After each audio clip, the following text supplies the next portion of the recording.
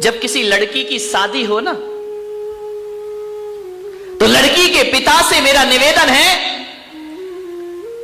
कि ये मत देखना कि लड़के का खानदान कैसा है, ये भी मत देखना कि लड़के के मां बाप कैसे हैं, और ये भी मत देखना कि लड़के का घर कैसा है, पैसा कितना कमाता है। पड़ोसियों से भी मत पूछना, पड़ोसी तो और सत्यानाश करने को तैयार बैठे हैं। बिगड़ा हुआ लड़का भी हो तो पड़ोसी कहेंगे कर दो यार शादी, कुछ नहीं अच्छा है, शादी के बाद सुधर जाएगा। इनका भी विश्वास मत करना। एक लड़की के पिता का फर्ज हुआ करता है, जब अपनी लड़की के लिए वर देखने जाए, लड़का देखने जाए, तो आप क्या देखते? यही तो देखते हो कि मकान कैसा है, आप यही देखते हो कमाता कैसा है, पढ़ा लिखा कितना है, आप यही तो देखते हो ना। और क्या देखते हो बताइए? इसके अलावा और क्या देखें? अजित सेठ क्या एक लड़की की शादी करोगे, जमाल सेठ से पूछ लो, क्या करोगे बताइए? एक लड़की की जब शादी होगी क्या देखेंगे आप?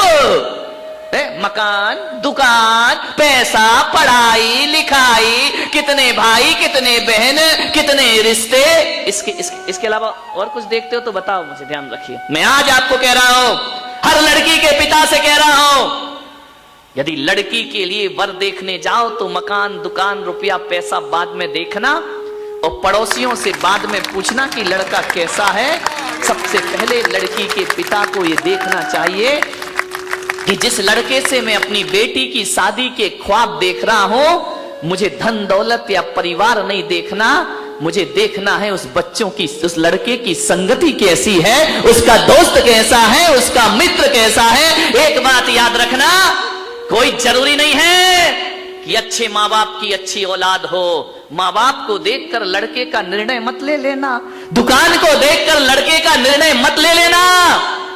एक बात याद रखना, सबसे पहले देखना चाहिए उस लड़के के दोस्त कैसे हैं, क्योंकि हकीकत तो यही है, जैसे मित्र होते हैं वैसा ही चरित्र हुआ करता है। जैसे दोस्त होंगे वैसे लड़के। बार बार लाइट क्या हो रहा है? सही करिए इसको, बंद चालू हो रही, समझ आ रहा है? इलेक्ट्रिशियन कौन है? लाइट को सही करिए। हो गया, हो गया, बैठो। तुम्हारे उठते ही धरती हिल जाती है भाई।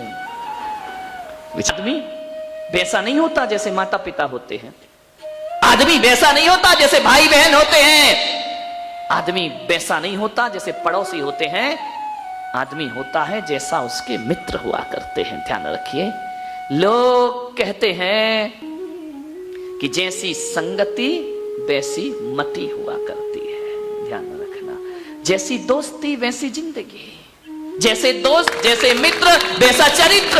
ध्यान रखना।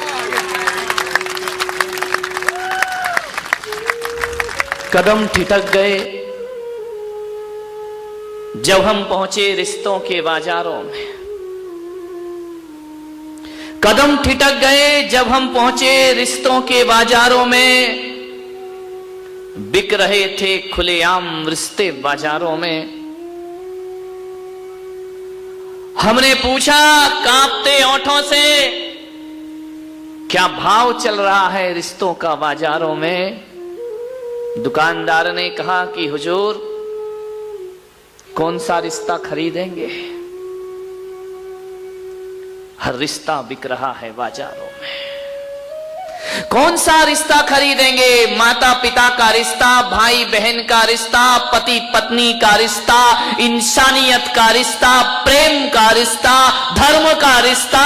बताएं कौन सा रिश्ता खरीदेंगे आप? हम कुछ देर मौन रहे और हमने कहा कि दोस्ती के रिश्ते का क्या भाव है। हमने कहा कि दोस्ती के रिश्ते का क्या भाव है। दुकानदार ने नजरें झुकाई, आंखें भरी और उसने कहा हुजूर ये रिश्ता बिकाऊ रिश्ता नहीं हुआ करता है, ये रिश्ता बाजारों में नहीं बिका करता है, और जिस दिन ये रिश्ता बिक जाएगा उस दिन सारा संसार उजड़ जाएगा, ये जीने रहने लायक नहीं रह पाएगा। ध्यान रखें, दोस्ती का रिश्ता कभी नहीं बिकता। एकाकी जीवन कब तक जिएगा आदमी? किसी ना किसी साथी की जरूरत जरूर पड़ा करती है। जिंदगी में जीने के लिए एक साथी की जरूरत जरूर हुआ करती है। एक मित्र की जरूरत होती है। जिंदगी के सफर में चलते चलते अचानक किसी मोड़ पर किसी अजनबी से मुलाकात हो जाती है और वो अजनबी इतना अपना लगने लगता है जितना शायद कभी अपने भी अपने नहीं लगते हैं। ध्यान रखें, दोस्ती का रिश्ता। एक निवेदन कर रहा हूं आपसे, दुनिया में 3 चीजें हैं। जिंदगी को जीने के लिए 3 लोगों की आवश्यकता पड़ती है। एक पत्नी की, पत्नी बिना जी नहीं सकते हो। एक बात ध्यान रखना, नारी तो बिना पत्नी के जीवन आसानी से बिना पति के जीवन गुजार देती है, लेकिन पुरुष का बुढ़ापा बिना पत्नी के सबसे बेकार हो जाया करता है, उसके लिए बोझ हुआ करता है। बुढ़ापे में पुरुष बिना स्त्री के जी नहीं सकता है। एक पत्नी के रिश्ते की जरूरत होती है। संसार में, इस दुनिया में औलाद की जरूरत होती है। इस दुनिया में तो एक रिश्ता और होता है, दोस्ती की जरूरत होती है इस दुनिया में हर व्यक्ति को। ध्यान रखना, मगर समझ लेना इन 3 रिश्तों को, बड़ी गहराई से समझना। अच्छी पत्नी का मिलना, अच्छे पुत्र का होना और अच्छे दोस्तों का मिलना, ये नसीब की बात हुआ करती है। ध्यान रखना, किस्मत वाला होता है जिसे अच्छी पत्नी प्राप्त हुआ करती है। किस्मत वाला होता है जिसकी संतान अच्छी हुआ करती है। और किस्मत वाला होता है जिसे अच्छी संगति प्राप्त हो जाया करती है। ये पुण्य का उदय। ताली बजा दो, अच्छी पत्नी बोल। नहीं, तुम बर्दाश्त नहीं है तुमको, है ना। ध्यान रखना, यानी आज तुम्हें मजा आ गया कि किस्मत वाले हम मिल गए हैं। ध्यान रखिए, किस्मत से मिलती है, नसीब से मिलती है अच्छी पत्नी, नसीब से होती है अच्छी औलाद और नसीब से मिलते हैं अच्छे दोस्त हमारी जिंदगी में। ध्यान रखिए, मान्य। पर एक बात थोड़ी मजे की है, पत्नी को लाने के लिए परिवार जिम्मेदार है। पत्नी कैसी हो इसका चयन परिवार करता है। ध्यान रखिए, पत्नी कैसी होना चाहिए हमारे हाथ में नहीं, ये परिवार और रिश्तों के हाथ में है। औलाद कैसी होना चाहिए ये भी हमारे हाथ में नहीं है, ये प्रकृति की देन है। ध्यान रखना, मुसलमान हो तो अल्लाह की देन, हिंदू हो जैन हो तो प्रकृति की देन है। अच्छी पत्नी लाना परिवार के हाथ में है। अच्छी औलाद पैदा होना ये प्रकृति और किस्मत के हाथ में है। इसमें हम कुछ नहीं कर सकते हैं। लेकिन एक बात ध्यान रखो बारामती वालों, कि पत्नी के लिए, पत्नी को लाने में परिवार का हाथ होता है और बच्चों को आने में प्रकृति का हाथ होता है। लेकिन दोस्त को लाने के लिए प्रकृति का हाथ नहीं होता है, इसमें परिवार का साथ नहीं होता है। दोस्त का चयन तो हम खुद ही किया करते हैं, हम खुद स्वतंत्र होते हैं दोस्त बनाने के लिए। इसमें कोई कुछ नहीं कर सकता, इसका चयन हमें ही करना है, हमें ही दोस्त बनाना है। ध्यान रखना, हम स्वयं अपने विचारों से अपने दोस्त बनाते हैं। ध्यान रखिए, हमारे जैसे विचार होते हैं वैसे दोस्त मिल जाया करते हैं। सोचना है, दोस्त का चयन बड़ी सोच समझ के करना। गलत दोस्ती कर ली तो माँ बाप को जिम्मेदार मत बनाना। गलत दोस्ती हो गई तो बच्चों को जिम्मेदार मत मानना। गलत लोगों की संगति हो गई तो परमात्मा को दोष मत देना। ये दोस्त तुमने खुद बनाए हैं। ध्यान रखिए, मान्यवर, दोस्त हम ही बनाते हैं। संस्कारों का। मैं ब्रह्मचारी था अहमदाबाद में, 93 की बात है। मैं एक के घर में भोजन के लिए गया। उन्होंने कहा ब्रह्मचारी जी पधारिए, भोजन ग्रहण करिए। मुझे बिठाया गया। मां रोटी बना रही थी। अब ब्रह्मचारी को तो एक दो ही लोग देते हैं, महाराज थोड़ी है कि लाइन लग रही है। मां रोटी सेक रही है। बेटी से कहा ब्रह्मचारी जी को भोजन परोसो। बेटी ने भोजन परोसा मेरी थाली में। नमक रखने का समय आया और जैसे ही बच्ची ने नमक रखा, मां की निगाह पड़ी, उसने एक बेलन उसके हाथ में मारा। लड़की का हाथ झंझना गया। मैंने कहा भाई ये क्या बात है, ये मैं भोजन कर रहा हूं कि यहां तो महाभारत चल रही है। फट से लड़की कुछ ना बोली, ना लड़की रोई, ना लड़की चीखी, कुछ नहीं, चुपचाप रही। उसने व्यवस्था बदल दी। आहार के बाद मैंने पूछा, मेरा तो मौन था। मैंने कहा मैं आपके यहां भोजन को आया, आपकी लड़की इतने प्यार से परोस रही थी, आपने उसे बेलन क्यों मार दिया? बोले ब्रह्मचारी जी, इस लड़की को मैंने 10 बार समझाया कि थाली में नमक कहां रखते हैं और सब्जी कहां रखते हैं, ये आज फिर भूल गई। तो जब ये समझाने से नहीं समझी तो मुझे बेलन उठाना पड़ा।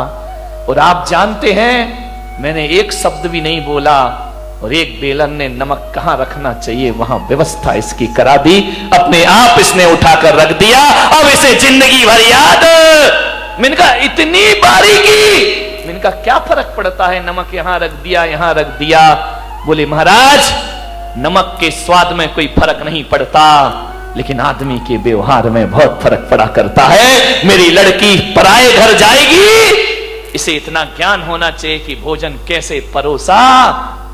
इतना ध्यान आप देते हैं बच्चों का भविष्य बनाने में। मान्यवर निवेदन है आपसे, सोचना है आपको कैसे करें बच्चों की परवरिश। एक लड़की की शादी होना थी, अमीर आदमी, करोड़पति, अरबपति, किसी पैसे की कमी नहीं। 20 नौकर चाकर जिसके घर में, एक करोड़पति के घर में एक आदमी अपने लड़के के लिए लड़की देखने गया। और जैसे ही गया बड़ा स्वागत हुआ, कालीन बिछाए गए, गुलाब जल से स्वागत हुआ। आइए, अभिनंदन है, आपका स्वागत है, पधारिए। बहुत स्वागत हुआ। डाइनिंग टेबल पर इतनी प्लेट लगी कि लड़के का बाप देखकर हैरान हो गया कि इनके घर में ऐसा भोजन हुआ करता है, बड़ा स्वागत सत्कार। लड़के हर चीज में, नौकर खड़े हुए हैं, पानी लेकर नौकर खड़े, अटैची उठाने के लिए नौकर खड़े, कार का दरवाजा खोलने के लिए नौकर खड़े। बड़ा स्वागत हुआ। लड़की के पिता ने कहा तो भाई साहब रिश्ता पक्का समझूं। लड़के के पिता ने कहा घर जाके जवाब दूंगा। अरे बोले क्या पसंद नहीं आया? मेरी लड़की पढ़ी है, लिखी है, खूबसूरत है, इतनी सुंदर है, पढ़ाई लिखाई में टॉपर है। उसने कहा ठीक है, जवाब घर जाके दूंगा। 8 दिन बीते, 10 दिन बीते, 1 महीना बीता, कोई जवाब नहीं। लड़की के पिता का फोन गया, भाई साहब आपने कुछ जवाब नहीं दिया, हां या ना में जवाब दो, क्या कमी है मेरे घर में? लड़के के पिता ने कहा कि भाई साहब मुझे क्षमा करना, यदि मैंने महीने भर जवाब नहीं दिया तो इसका मतलब है मैं तुम्हारे घर में रिश्ता नहीं करना चाहता हूं, लेकिन जब आप मजबूर कर रहे हैं तो मैं कहता हूं कि ये रिश्ता मुझे मंजूर नहीं है। अरे क्या कमी रह गई? मेरी लड़की पढ़ी लिखी है। बोले बेशक कोई दिक्कत की बात नहीं है, मेरी लड़की, बोले आपकी लड़की बहुत सुंदर है। सुंदरता तो बहुत है उस लड़की में। मेरे घर में पैसों की कमी नहीं, कितना पैसा चाहिए आपको? लड़के के पिता ने कहा, मैं अपने बेटे को बेचता नहीं हूं पैसों में, मेरा बेटा बड़ा योग्य है, सुशील है। और रही दौलत की बात, तो दौलत की कमी तो मेरे घर में भी नहीं है। यदि ये करोड़पति के घर रिश्ता लेके पहुंचा था तो मैं कोई खाकपति तो नहीं होऊंगा ना मेरे भाई, मेरे पास भी पैसा है। तो उसने कहा, भाई साहब जरा ये बता दो, ऐसी कौन सी बात है जिससे आप शादी नहीं कर रहे? बोले, बस एक बात मेरे सीने में चुभी है, इसलिए मैं तुम्हारी बेटी से शादी अपने लड़के की नहीं करूंगा। बोले, कौन सी बात चुभी है? बोले, जहां पानी भी नौकरों के द्वारा परोसा जाता हो, जहां भोजन भी नौकरों के द्वारा परोसा जाता हो, जहां सब व्यवस्थाएं नौकरों के द्वारा होती हो, अरे उस घर की लड़की लाके मैं अपने घर को बर्बाद नहीं करना चाहता हूं। अरे मुझे तो वो लड़की चाहिए जो अपने हाथ से खाना बनाना जानती हो और अपने हाथ से अपने द्वारा लोगों का अभिवादन करना जानती हो। मुझे सुंदरता नहीं चाहिए भाई साहब, हमको संस्कारित लड़की चाहिए, संस्कार वाला घर चाहिए, ऐसा संस्कार वाला घर। अरे ये दौलत तो आज है, कल ना रहेगी।